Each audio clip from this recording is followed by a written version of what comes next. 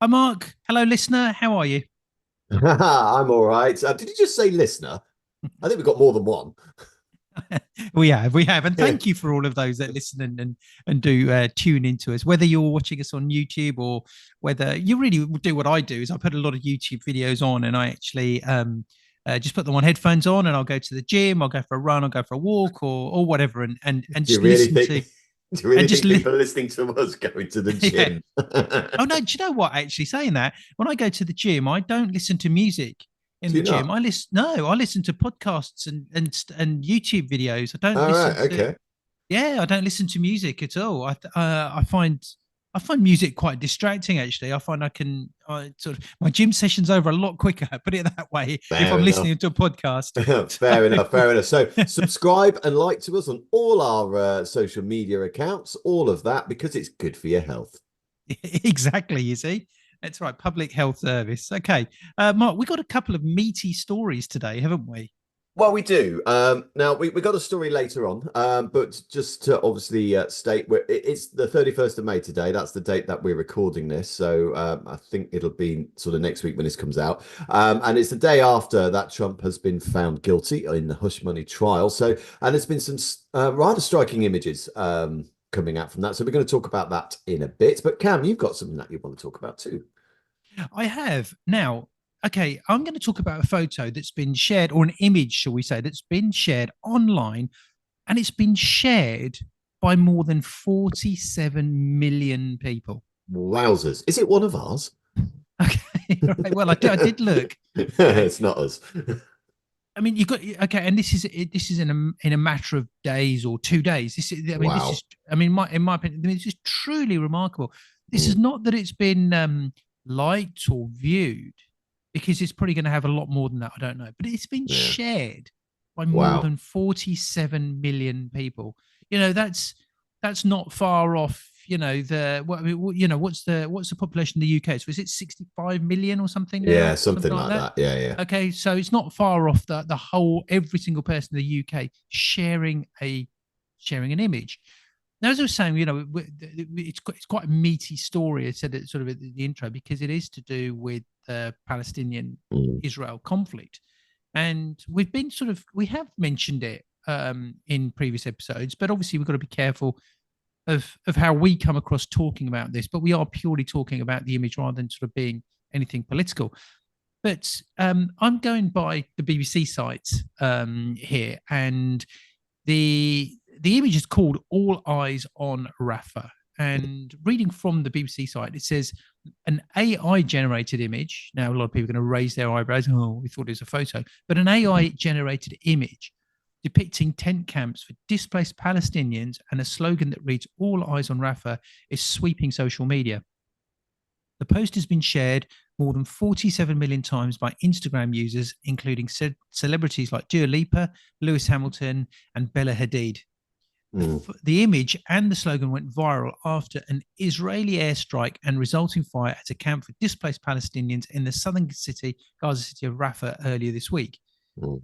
And it says that the Hamas-run health ministry said at least 45 people were killed and hundreds more were wounded in the incident. Mm. Okay, so I mean, first of all, I just want to say we're not taking sides in this one. I mean, it's a horrible, horrible situation. Um, I mean, I don't have much trust in Hamas either, as much as I do with the Israeli government.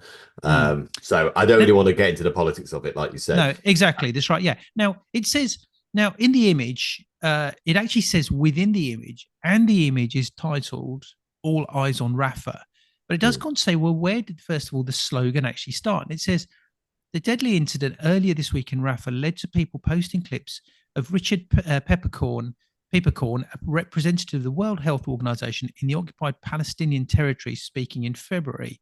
He told journalists at the time that all eyes are on Rafah, warning against Israeli forces attacking the city.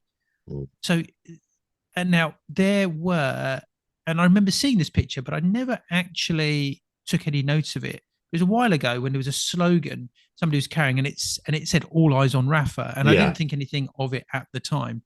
And anyway, it says here in the months that followed, the first use of the phrase "All Eyes on Rafah," the slogans appeared at rallies around the world and on social media, which is why I've seen it. And it's only looking at the pictures now, thinking I've seen that before. It says, but in the last couple of days, and this is right sort of now, the last 2 days while we've been, time of recording this, it says the AI generated image featuring the slogan is proliferated on social media sites with more than 47 million shares, according to an Instagram account on Thursday afternoon. And it says other celebrities who have shared the image and the slogan include American actor Mark Ruffalo, Indian actress Priyanka Chopra, and Syrian actress Kinder Alouche. And it goes on to say, how did the photos spread across social media in the past 2 days? Because this is, you got to think about this, is how the sheer volume of people that have looked at it. And I think a lot of people have probably just looked at it and shared it because so many other people have shared it, without actually paying attention to what it means and that type of thing. So I think you've got a lot of people who, Well, yeah, I mean, yeah, I might give might give people a bit more sort of kudos than that. I mean, it's obviously I think we know what it's about, um, even if it's just the general topic of what it's about. Um, so we might all be yeah, thinking as photographers, well, why don't my images have a wide reach? Now, we're not talking 47 million here, okay? Maybe it'd well, be nice. Maybe nice if there's an image was shared by say 20 people, say, okay, or a few hundred or a few thousand, okay. But it says here, experts who spoke to the BBC say that there are a number of factors that explain why the All Eyes on Rafah message has gone viral in such a short amount of time. Among them are the AI generated nature of the image, the simplicity of the slogan, the ease at which Instagram users can share the post in just a couple of clicks, and its uptake by celebrities. And that always has a major impact. Okay. If celebrities like help. it. That's right. Yeah. Now, the actual image, before I go into that any further, But we'll put it up, won't we? yeah, that's right. Yeah, we'll put it up. And basically, it depicts what looks like, I think they're supposed to be, they almost look like lorries, but I think they're supposed to be maybe Are they the tent tents or wraps? something. Yeah, Tent wraps. That's right. Yeah, yeah, where people have been displaced to, where they are, and it's set like in a desert backdrop with some mountains in the background. Very almost like Superman and Star Wars when they have their credits at yeah. the end, and you see Tatooine. yeah, that's right. Yeah, and you see them sloping, sort of coming Mm. down or scrolling up, and it just says "All Eyes on Rafah," and it's a remarkable picture. I mean, it couldn't have been taken. A photographer couldn't have taken that. It's Well, not in quite a war zone, no. I mean, not in a war zone. It you could had to. do that, yeah, as Mm. elsewhere, but But yeah. but the thing is, regardless of whether it's AI generated or whether it's an actual photo taken by a photographer, it doesn't really matter. It's an image, and it's the power of an image. That's Mm. really what it is. And it says here that according to Anastasia Cavada, who runs an MA course on media campaigning and social change at the University of Westminster, the most important factor in why an image can be shared so widely is the timing and political context of the post. She explains that it has gone viral at a time when many people feel outraged at the news of the strike on the camp in Rafah. And the views echoed by Mahir Namari, an e-marketing and artificial intelligence consultant, who emphasizes the importance of the nature of the incident itself and the online interaction that followed.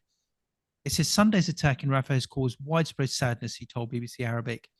And and it then goes on about, has AI helped take the post viral? But well, of course it does, because that picture wouldn't have actually been created without it. Well, It it's says, but definitely what created make with AI. It's definitely yeah, AI. Yeah. yeah, it is. It says what makes it more shareable, however, is the AI generated image in the post itself, experts say. And it says the image depicting a vast desert and a tent camp with the text "All Eyes on Rafah" on it does not show a real place or the city of Rafah. Mm. Notably absent are pictures of dead bodies, blood, shots of real people, names, or distressing scenes. Mm. Now, this is interesting because I think a lot of people, if it had dead bodies, if it had shots of real people or distressing scenes, I think a lot of people would not have wanted to even look at it, let alone share it. With all due respect to them, because a lot of people find that uncomfortable. They don't feel comfortable looking at things like that. They're upsetting, so they don't want to. So they may completely overlook that picture, although the message has got through to them, but it might not be one that they share. Because this one is a very shareable image, because it is a distressing image, because you have to look beyond that. You have to, when you look at the picture, what it actually means. And here's what we say: how a picture, how an image can mean many different things to many different people. Why an image is very powerful. And it said, though, that it has also led to some criticism from some quarters, saying that some activists will feel concerned that the image does not show the true extent of what's really happening on the ground, pointing to material posted on social media by journalists in Gaza, which has not gained such viral prominence. And that's what I mean. A lot of people, when they see, and I mean this with all due respect, when they see one picture from Gaza, they might see one picture. When they've seen 100 or five, one in picture might have an impact. By the time they've seen 15, 20, 30, 40, 100, they don't have the same impact. There's that thing, isn't there, that is it one death is a disaster, 5,000 deaths are a statistic. Mm. It's very much going along the lines of that, I think. Mm. It says these people are not satisfied with the picture and template, and I apologize if I made a mistake on review. It said, whatever you do, don't look down on the Rafah issue now. Spread it so that they are shaken and afraid of the spread to all of us. And it says, but while the image depicts a somewhat sanitized version of what is going on in Rafah, Mm-hmm. Dr. Riley says that could be an advantage from a digital activist perspective in terms of its shareability, which is what I was just saying. It makes it more shareable because more people will actually look at it. And it also gives them something to read as well. They're reading something. And by reading something, they're going to have a closer look at the picture as well. And also, it says it doesn't contain graphic content because it could have led to its removal from Instagram for infringing its terms of use guidelines, while also increasing awareness of the issue that activists seek to bring attention to. So it's actually a very, very clever image. Whoever's done it has done a very, very good job because of what it's obviously done what it's supposed to do in getting that message out there. Yeah, I mean, I'm in two minds about it actually. So first of all, I get it. I'm glad the message is getting out there because obviously, lots of people need to know what's going on. I'd imagine, I don't know, maybe a year ago, whatever, no one would really know where Rafah is. Never mind knowing what's going on in Rafah. So in that respect, I think it's really good. Because there's some terrible things going on over there.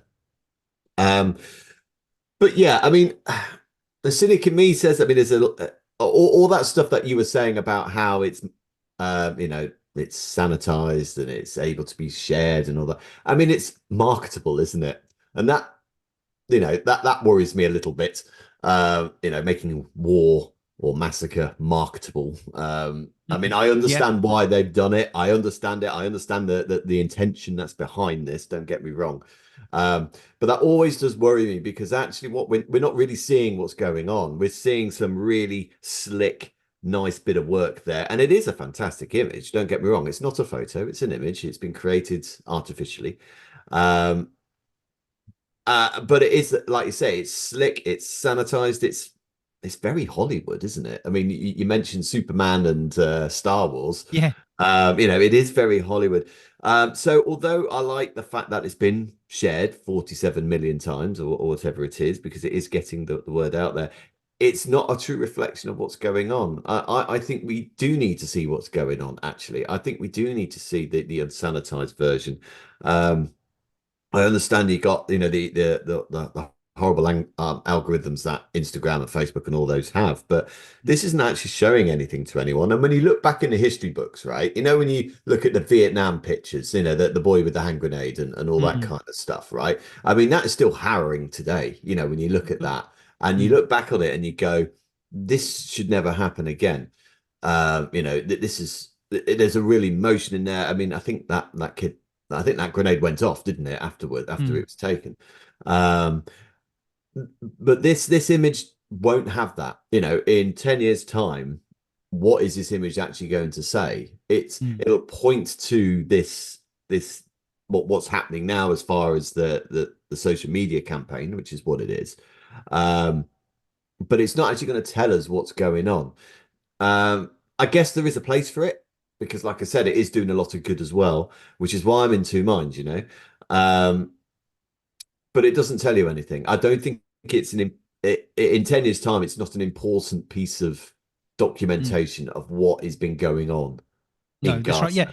And the thing is, you just sort of said, that after Vietnam, people to see these pictures say, well, this must never happen again. It will happen again. It's happened Yeah, I again know, many times. I know. It's happened again many times, and it will go on. I've just finished reading a really good book. It's called Victory City by Salman Rushdie, who's an incredible writer. And obviously, there's been controversy with him over the years, There certainly But has. I've read probably possibly 4 or 5 of the books that he's released, and he's an incredible writer. And this book is a sort of a fantasy fiction, but it's about a city and how the city was created, and really in time, wars came and went. There was peace, then there was trouble, then Mm, there was peace, and there was trouble. The message really in there is that it's been going on since the beginning of time, war, and it yeah. always will do.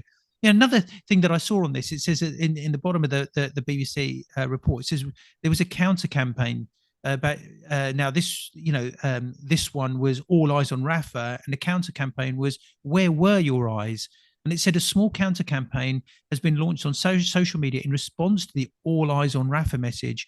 Mm. It says an image, and I've not seen this, an image also creating using AI features the word where were your eyes on October the 7th, Yeah. referring Okay. to the And referring to the attacks. this is why I really want to be careful with this kind of Mm, stuff. And this is mm, again, is something else that worries me about this.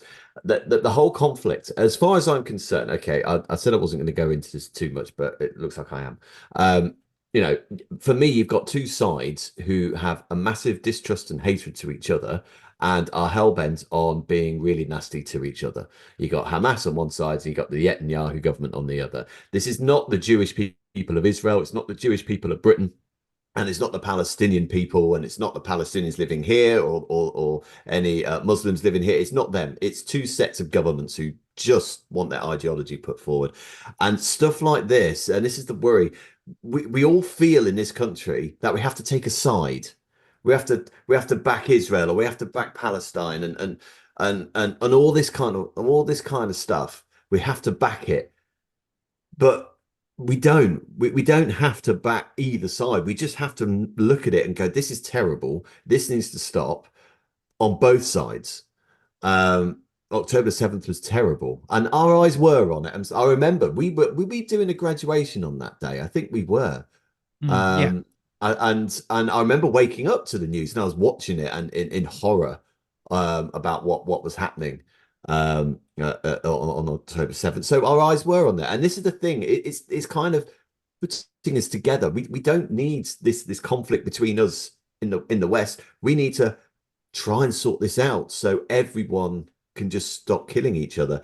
And like I say, you got this, and then there's the counter one, and there'll be another counter one, and that's why things like this, it's got a political agenda. It's been created. It's not documentary. I mean, I guess every documentary photographer has an agenda of some description, of course, but this is, yeah, it worries because this is like almost like propaganda. It's slick. It's propaganda.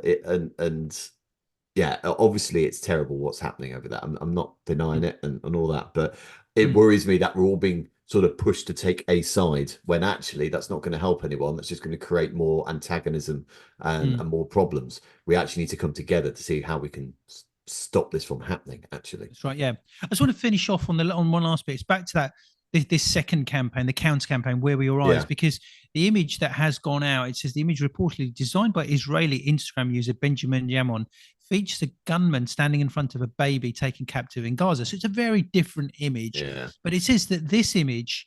It says that this image was shared about 500,000 times before the image was removed from some accounts, and Mr. Yamon's Instagram account was banned, according to Israeli media. Now, okay, that's coming from Wow. Israeli media. So Yeah. the image later reappeared with Instagram's parent company Meta saying this image does not violate our policies, and that it was working to understand a technical issue that led to some instances of it being mistakenly removed. Okay, so yeah, I think there were things going on in the background there. Posts always get accidentally removed or incorrect. I've had posts that have mm, been banned. There's no reason for it. yeah. Absolutely no reason for it. And loads of people have. Mm, Um, yeah. it I think, happens. yeah, that's right. Yeah. So anyway, it was an amazing image actually. That's if we put it on the links. Yeah, All eyes see, on have a look Rafa. at it. and just look at it from the point of view that we're looking at it as photographers, as image creators, and what Yeah. it actually sort of represents in that way. But It's a good no, it's no more than that.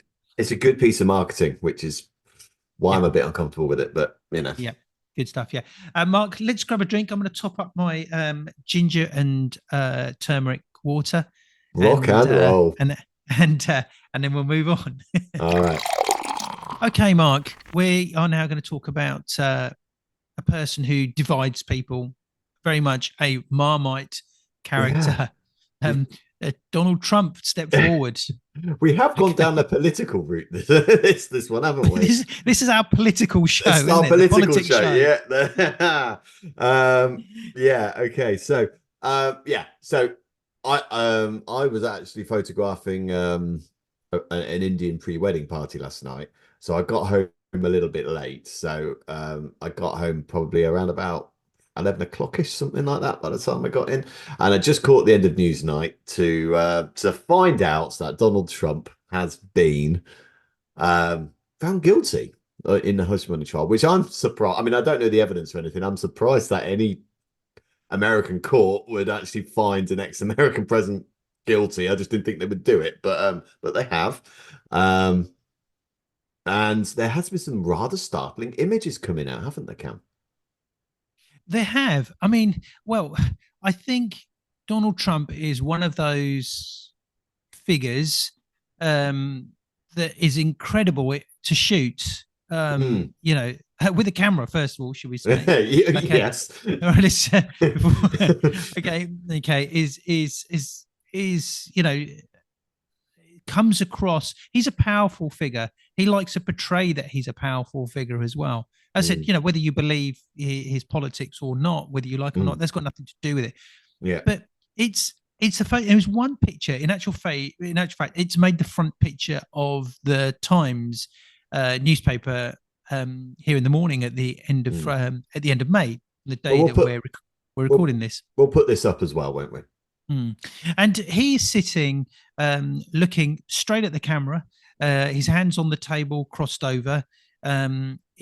It's a very close-up picture, so he pretty much fills the frame. You can see two officers on duty behind him standing there, but he's looking directly at the camera. He's very engaged with the camera, and it's a Mm. very imposing picture. Mm.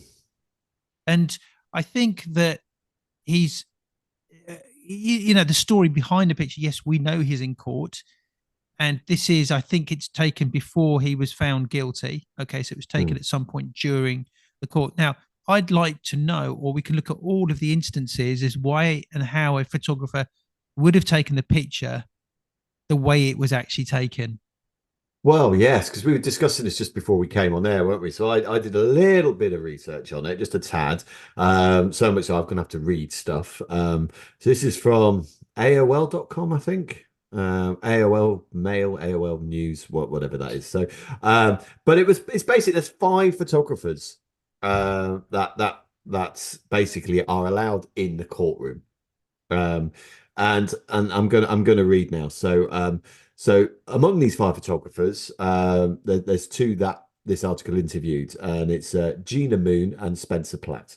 They're seasoned photojournalists at Bloomberg and Getty Images, and surprisingly, when I looked up these images, they're all on Getty right now.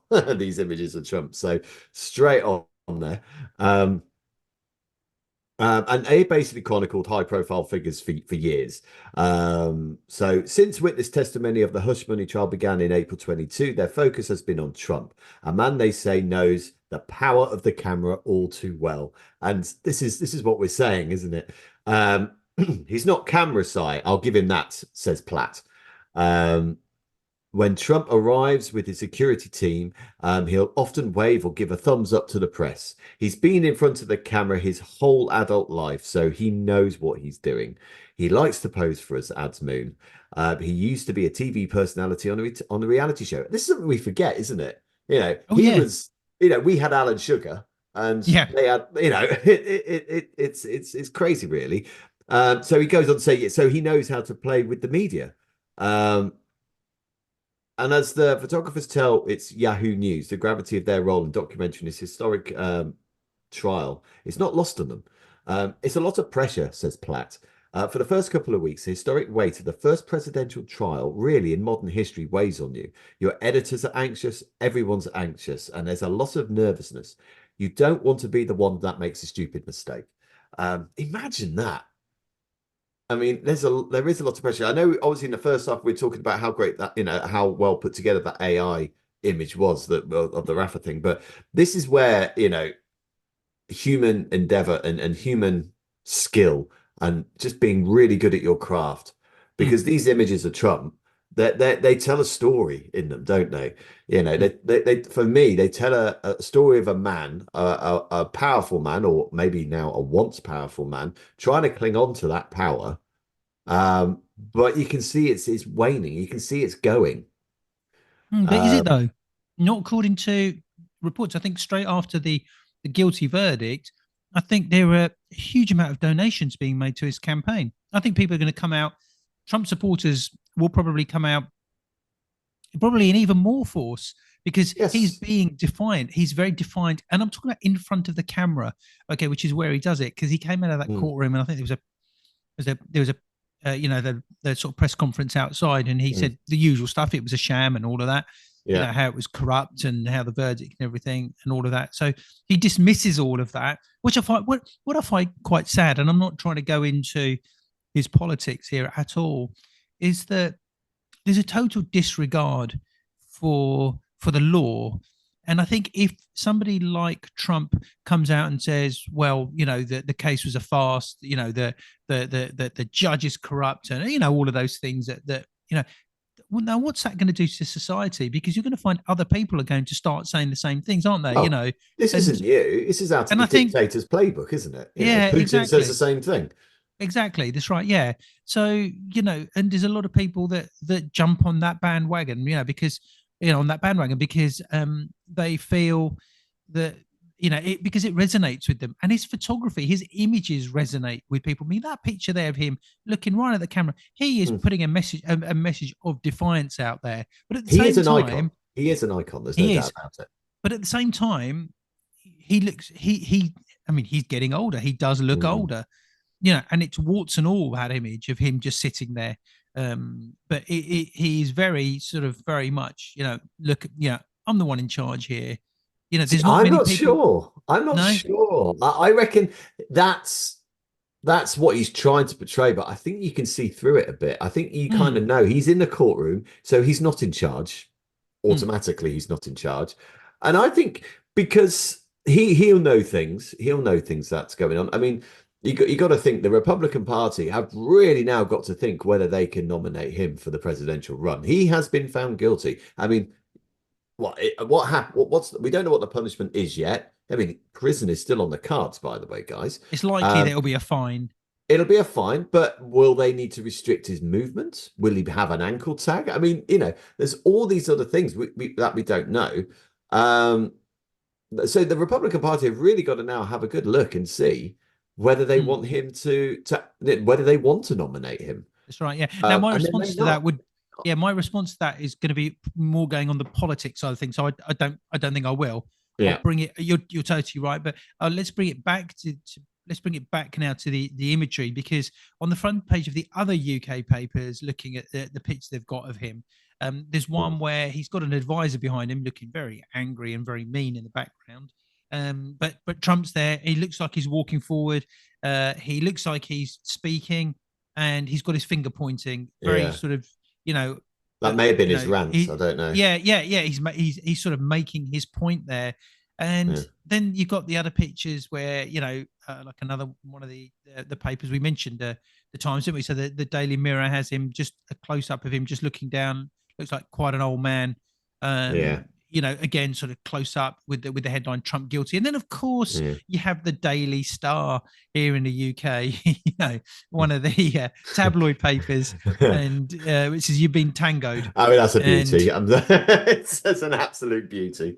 that's right, yeah. Um, Talking about the color of his skin, says orange man baby Donald Trump has been found guilty of being a bit of a wrong'un.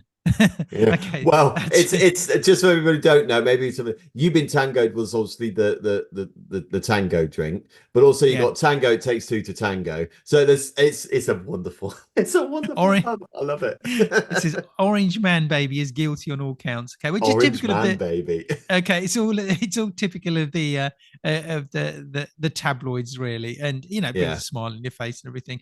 But Yeah. as photographers, and sort of videographers, that picture there of Trump, there's a number of ways of looking at it. Photographer comes in, takes the picture. Trump has no control over it. Could it well Mm. be that that Trump had said, "We've got a photographer out there. I want a photographer to come in at this point, when he's allowed in or she's allowed in. This is and takes a picture of me." Or was it Trump saw the photographer come in, quickly got into the pose, made sure he was engaging with the photographer? Was it a pro-Trump photographer? Was it somebody from his PR team that directed the I'm not sure photographer? if it is. There's all sorts of different scenarios as to how that picture sort of came about. Well, I mean, this is why I looked into it, wasn't it? I mean, Spencer Platt is a Pulitzer winning photographer. hmm, So I'm sure he knows, the sort of what it's like. But they strike me as basically saying, look, Trump knows what he's doing. He doesn't. They don't. He doesn't need his own photographer. Do you know what I mean? Trump will put what he wants to put out there, and then the photographers need to put an alternative sort of vision, hmm, and they have done that. hmm, Like you said, so you got the range of photos that they've taken. Some of him looking defiant, some of him looking a bit full on, some of him, ranting. Um, they have captured like the full spectrum of Trump really in hmm, those hmm, pictures, and that's a talent. That really is a talent hmm. because they're not And directing him, and they only have like what's it? Is it 5 minutes? They were saying, like hmm, basically everyone comes in, they then get 5 minutes to take the photos, if that, and then they got to go, and that's it. That's all they get. So that's that tiny amount of time, and they hmm. get those, and that's why they're prize winners, I guess. That's That's right. Yeah, yeah. Interesting stuff. So, as again, go and show the power of photography. That's very much what this episode has been about. As we said, it's been yeah. our political episode, hasn't it? Or Now, power of imagery, isn't it? And they're two different types of image. If you think about the Rafah stuff and you think about the Trump stuff, it's two different types of skill sets, I guess.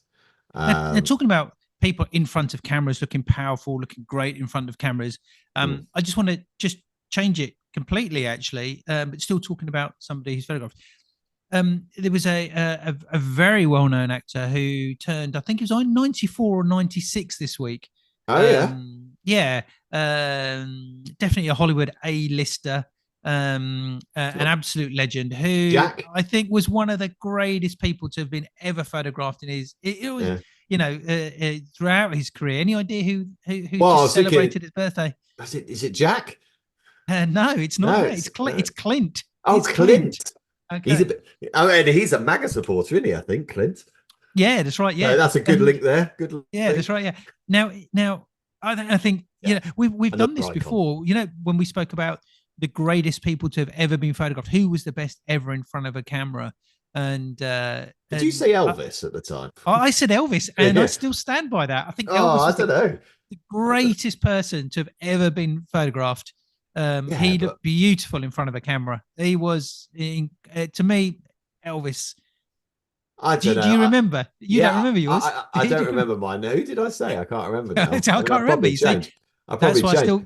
Yeah, But you look at. I Mm, think the actors of this world, the Jack Nicholsons and even people like Sinatra, and I mean, oh yeah, yeah. they All of those. they and Yeah. people like Trump. He knows how to control a camera. So, um, Right yeah, there, they're legends. But to me, I still remember that because I've always thought this. You look at most pictures of Elvis, like before his final years, he was incredible, mm, and in fact, going back to the Clint Eastwood, you look at some of the stuff and the striking features that he had. He had that sort of roughness, didn't he, from the spaghetti westerns, and of course he did yeah, all the Dirty Harry stuff and the other yeah, films. And as he aged, he was always great in front of in front of a camera. yeah. Always And looked old. He never had a baby face, did he? no, he didn't. He didn't. But he looked. I mean, his pictures from Fistful of Dollars and The Good, the Yeah. Bad, and the Ugly. If everyone remembers those, and those particularly in black and white, had a very chiseled face, didn't he? Yeah. And his looks and everything. And The And so, yeah, Unforgiven as another well. great Brilliant in legend. The And Unforgiven. yeah, that's right. Yeah, exactly. A legend in front of the camera. And so shout out to Clint Eastwood for his, I think it's his 94th or his 96th birthday. Oh, This well, if week. we're gonna, we need to get that right, Cam. If we're gonna, if we're gonna wish the guy a happy birthday, I think we need. Let me quickly Google. All All right, right. it's neither. You can see By the this is time put together well in advance, can't you, everybody? But so let's go. Clint well, I'm going for Eastwood. 94. I'm going for Okay, 94. I'll go 95. I mean, he's still directing though, isn't he? I mean, what? He is. Clint? He's incredible. And that goes to show that how important it is to reinvent yourself in life constantly. Is to keep on moving to the next thing. And keep. In fact, there was a picture. 94. Well It done. was 95. I Look at remember it was you. 94 or 96. But also 94. Gene Hackman, if anyone remembers him, there was a Ah, picture of him that was on social media this week when I think he'd come out of a supermarket or something buying something, and he looked like an old man. He was dressed like an old man, but yeah. he is an old man. Great Oh, actor, yeah, right? yeah. And there were some Hackman's a people legend. he put on social media had put some comments on, and then there were some people saying, "Just leave him alone. He's just being a normal guy. Yeah. He's in his 90s. Let him be." And yes, he was dressed like someone in his 90s. So Yeah. fair play, but he was still up and about and still able to go to the shops on his own I mean, in I'm his not sure if Gene 90s. Hackman was ever a heartthrob, though, was he? No, he wasn't. But No. but I I just mean, meant Eastwood from was. yeah. So, Oh god, yeah, that's right. Yeah, exactly. That's right. Yeah, we're digressing here. We are About digressing. We were talking about old Trump. people, about old Yeah. people being fit to go out shopping on their own in their Hey, look, 90s. if So I look like Eastwood when I'm his age, I'm going to be a happy man. So, yeah, exactly. It's getting to that age and still being relevant. I guess yeah, Got to be yeah. careful where this conversation's going. You're not just waiting for your time to go, are you? You're still actively doing something, aren't you? Yeah, well, that's it. That's it. So, yeah, we're still getting to that point, aren't we? Anyway, we digress, and I think it's This probably is a time to, photography show. yeah, Yeah. we need to leave it there, I think, guys. So yes, we just need to have a quick thank you to our patrons. First off, we got Amara Zainab, we got Carl Sherville, we got Nick Payne, and also our guest that we had on last week. And if you haven't heard that episode, go for it because he comes across really well. Was Rob Percy, and then is it Frank Case, our new guy? Yep, Frank Case. Yep, Excellent thank you, stuff. Frank. Thank you very much, Frank. And yeah, that's everything. Please obviously have a look at our socials. Do sign up on our YouTube channel. We could do with all the subscribers and of course our patron. We've got it's only about what £2.50 to get like the early releases and all that kind of stuff. Is that all it is, Mark? For all of that? Is that all it is? Wow. That is all it is. And yeah, so please do sign up to that. And yeah, until next time, ta-ta. Cheers, guys.